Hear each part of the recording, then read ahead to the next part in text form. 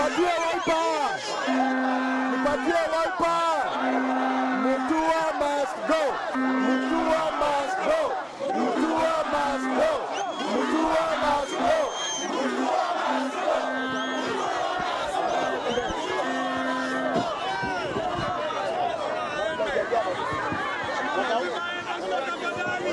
Haya. Sasa nampatia Deputy Governor wa Machakos.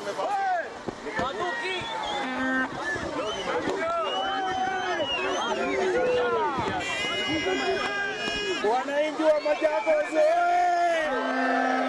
wananchi wa Machakos TV, asanteni sana kwa kuingia hapa kwa wingi kusimama na sisi, Mheshimiwa Wavinya Ndeti na mimi mwenyewe na nyie watu wa Machakos. Na Mungu kabisa tuwashukuru sana kwa kusimama na sisi. Mnajua hii ndio ilikuwa mara ya 8 kupelekwa hapa kotini. Munanisikia sasa? Munasikia sasa? Tunasema mnajua ndio mara ilikuwa ya 8 kupelekwa kotini.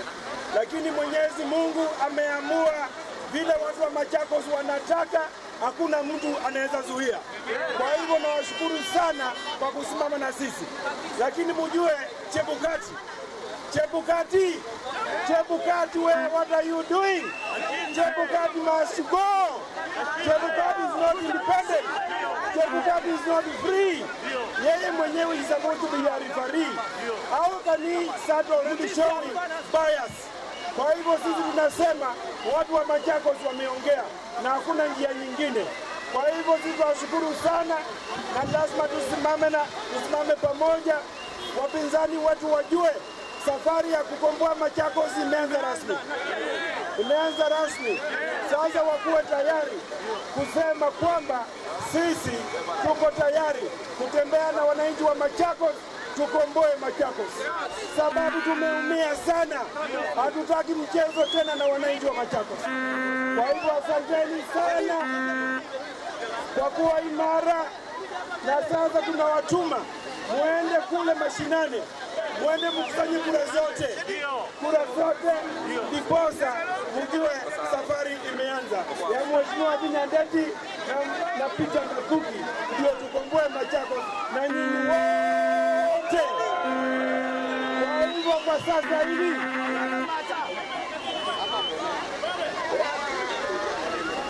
kwa sasa hivi unajua kuna wamama wakaaji wa Machakos wanataka Halo. Tunasikizana? Wananchi wa Machakos mna furaha. Hebu nionyeshe kwa Wiper. Asanteni sana. Kwa hivyo hata sasa hivi haya. Naambiwa Deputy President wa NASA Dr. Stephen Kalonzo ndio huyo anaingia hapa. Ufanye maneno. Na ningemwomba Mheshimiwa yule wa Makongolo aongee. Watu wa Machakos TV!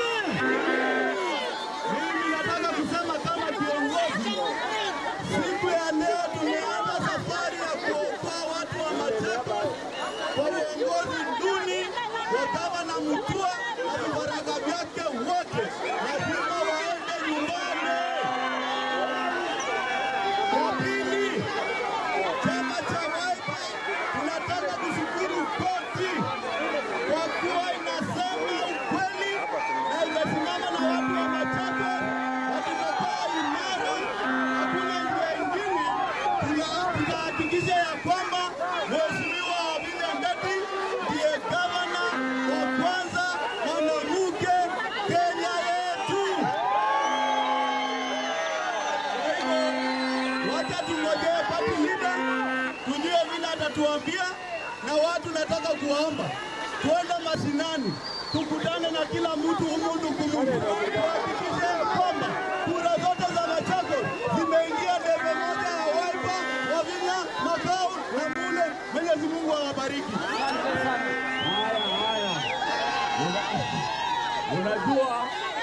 Unajua tuko na baraka kubwa. Iko wamama wazee wamekuja hapa na wanasema wanataka kusema hello. Wapi hawa?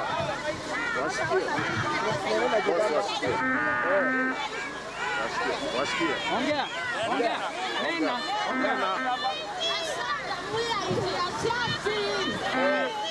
Wavinya ni mwana witu.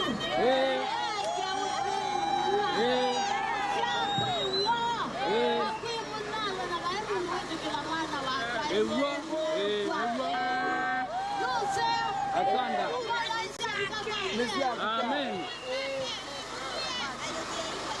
Nena mwaito.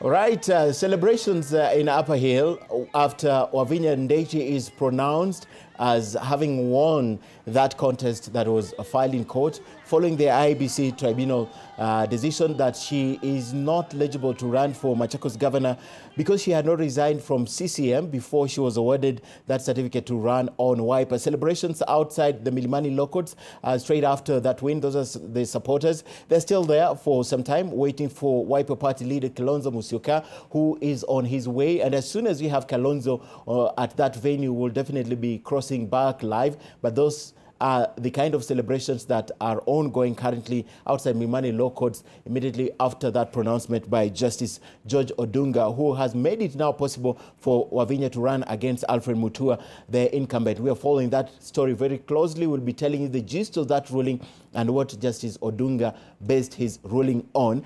But for now, we have other stories we are also following for you. And President Uhuru Kenyatta is set to make 19 stops in the wider central Kenya visit as he asks for votes for a re-election, another 5 of 10. And our reporter Andrew Cheng is already in some part of central Kenya. I'm told he is now at Blue Post Hotel. That is where President Uhuru Kenyatta will be stopping first. Remember, he has 19 stops before the end of the day. Let's speak to Andrew. Andrew, good morning and good to see you from Blue Post. Tell us when exactly do we expect President Uhuru Kenyatta, noting that he has a total of 19 stops to make before the end of the day?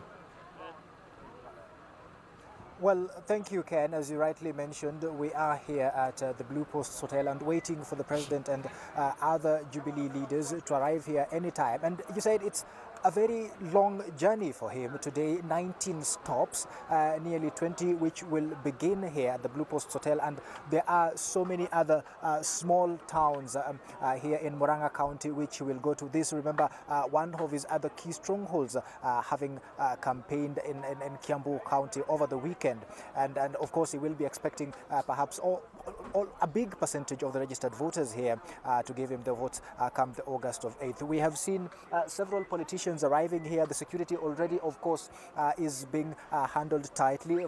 There is no getting into the hotel at the moment, and there are numerous aspirants of the Jubilee Party just in front of me, just finalizing the strategies of what is supposed to happen today.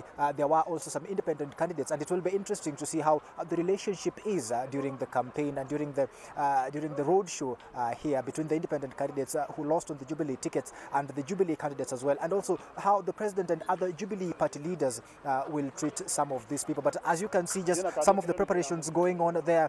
You're seeing Jubilee paraphernalia just being moved around to the supporters who will be wearing some of those branded t-shirts. But here at the hotel, of course, it is purely Jubilee with so many supporters already here. We've gone to some of the towns around the county. We've been to Kenol and we've been to others. And of course, there are some people already lining the streets and waiting for the President and for the Jubilee party leader to welcome him and also just to listen to him as he asks for the votes and as he campaigns here, Ken.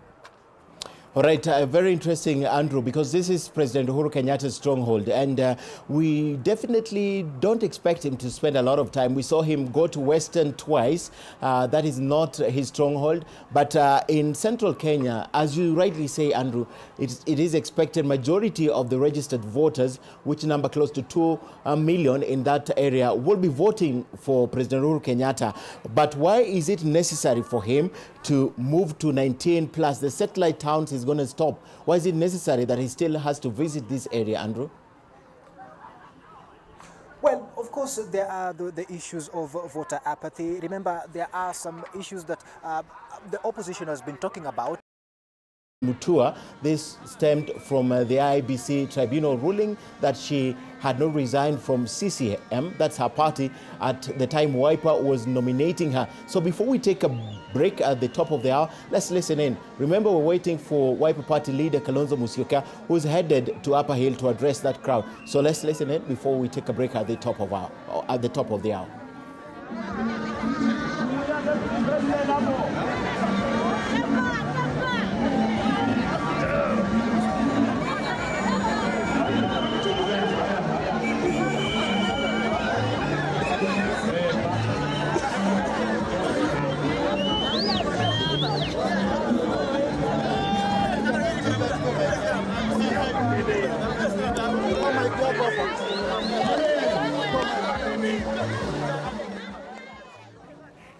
All right, it's just celebrations. Remember, we're saying the party leader, Kalonzo Musyoka, is headed there. We'll try and get back as soon as he's able to speak, as soon as he gets there. Those are just celebrations, live pictures from Upper Hill, straight after the High Court ruling, where Judge Jojo Dunga has permanently quashed IBC's decision to bar Wiper governor candidate for Machakos, Wavinya Ndeti, from the race. Remember, Wavinya is facing the incumbent Dr. Alfred Mutua on a chap-chap party, and the judge also said that the ruling, said the move by the IBC had no legal basis. So this is permanent. It cannot be revoked. It cannot go for appeal. And definitely Wavinya will be on the ballot. Time now for a short break. 5 minutes to the top of the hour. We'll be right back. Remember, we're following a lot of stories for you, including from the Dialogue Reference Group and from Milimani, Upper Hill, and we're also following from the wider Central, where the president begins his visit. But right now, let's take a short break right here on NTV Today. We'll try and get Kalonzo as soon as he begins to speak. But remember, on this day, we are also covering very important stories for you. We understand that the NASA Brigade, and that's at Okoa, Kenya, in Lavington, they will be launching, they're adopting a polling station. This is something they have been speaking about. In fact, yesterday I was in Kitengela, and Raila Odinga once again reiterated this fact that they have to adopt a polling station. And I'll tell you what they mean by this. What NASA is saying is that during the voting exercise, they will have the agents inside the polling station who will have a register that they will print and distribute a few days to the election. That's according to Raila. Then they'll give all their agents in different polling stations this register that contains all the names of voters for that region or for that particular polling station. Once you come to vote, NASA says that their agents will be ticking your name against the register that they shall have printed prior to the election. And at 9 a.m., they will be giving that register out to other people, not agents in the polling station, who will be going around the village, checking those people who have not voted and flashing them out to ask them to go vote. So today, Sheila Sendeo will be reporting live in a little while that at Okoa, Kenya, that's one of the offices of NASA, the NASA Brigade will be launching the Adopt a Polling Station.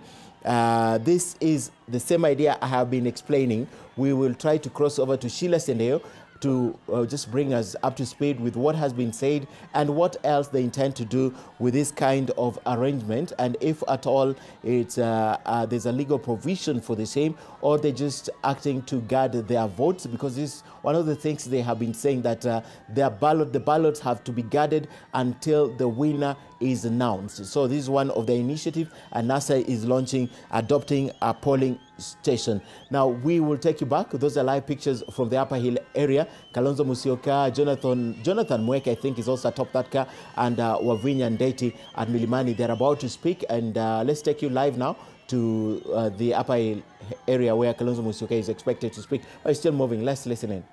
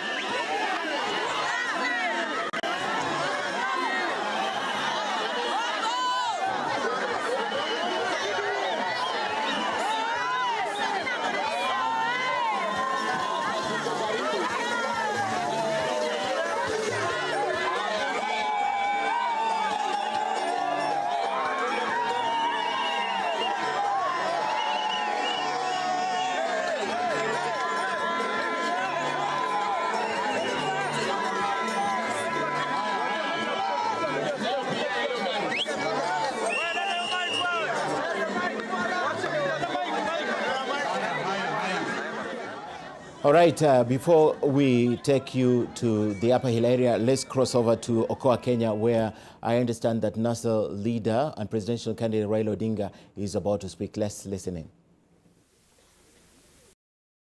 Karibu jaji aseme Raila Kalonzo tosha. Andoma Machakos, mtu wa sasa kumwambia sinema zake zimefika, awache kupoteza wakati, aingie kwa ofisi yake, afunge virago, aende nyumbani. Kwa hivyo kutoka leo, kama kwa Andoma Machakos, kumasiwo, mkienda biashara, mtu akiuliza unaenda wapi, unasema Wavinya. Unataka nani? Unasema Wavinya. Wewe ni kabila gani? Unasema Wavinya. Utapigia kura gani? Unasema Wavinya. Unaishi wapi? Msisahau Wavinya. Andoma Machakos, nemweze kula sia president mwekonava. Nemweze mwekonava. Mwekonava Raila. Asanteni sana. Watu wa Nairobi mjue ni Kibero, mweke tano. Kibero, mweke tano. Asanteni sana.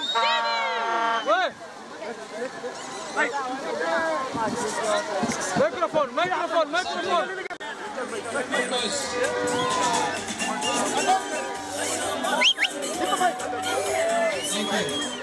Thank you so much. So bado tuko nje ya mahakama, nawashukuruni sana. I'm quite sure I was not in court. There's no way Judge Odinga would have said we must also appreciate that, but I know the thinking your government was that you can imply some of these things. They were implied, I'm sure they're not expressed. So, tunashukuru sana. Since I think waheshimiwa, we do appreciate, usonge mbele, go celebrate, lakini kazi ndio imeanza. Wavinya sasa kazi ndio imeanza. Let's go to every corner, every street, kila mahali. We shall be there with you, but more importantly, the God of heaven will be with you. Atakusaidia, atahakikisha kwamba mnasaidiana kabisa. Thank you.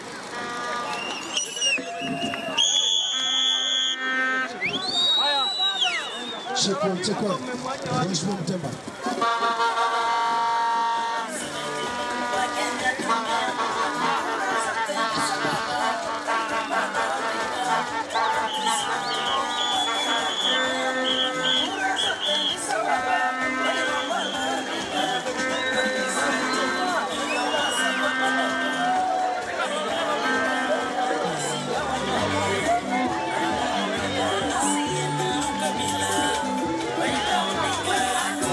Shake it up.